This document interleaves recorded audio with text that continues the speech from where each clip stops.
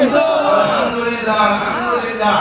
মুসলমান এই প্রতিষ্ঠান এই ঐতিহ্য রক্ষার লাগি আমরা গান গায়ে যাও, আমরা কোন সরকারি কোন কিছু নাও রাখে তাহলে এই আল জামিয়া যেভাবে দেখানো হয় আল্লাহর হুকুম সেই জন্য আমরা আল জামিয়া প্রতিষ্ঠা করিয়া রাস্তা সত্য একমত।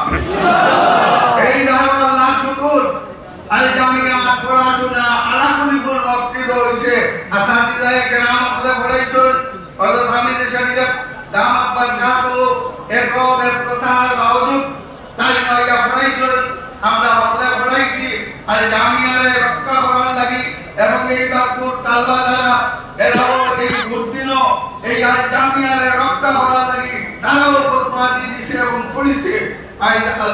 আলহামদুলিল্লাহ সর্বত্রে পারিদিন থাকতে আমরা কিন্তু এবার আমরা 29 জন হইলেও অন্যান্য হকর মদরসা থেকে বেশি আসুন ইনশাআল্লাহ সামনে দিয়া। অনেকে আপনার প্রশ্ন করে যে হকমে বুখারী হইতো পড়াশোনা তো নাই মদরসা নাই হকমে বুখারী সকলে জানে না ওটার লাগিয়া যে আমরা কওমি হিসাবে মাদ্রাসা চালাইয়া যাইলাম কিন্তু এখনো আমভাবে ঠান্ডা বাড়ছি না।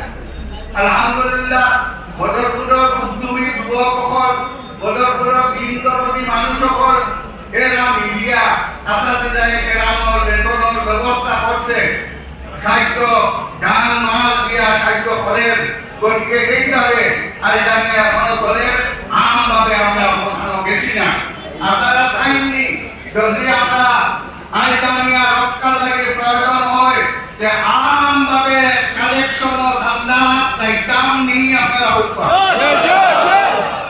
সর্বাবস্থায় আল জামিয়া টিকিয়া থাকতো এই প্রতিজ্ঞা আমরা এবং আল জামিয়া মাধ্যমে আগেও যেনা উত্তর পূর্ব ভারতে ভারতের শরিয়া তামির অন্যান্য কর্ম সেই কর্মগুলো চলিয়ে যাইত।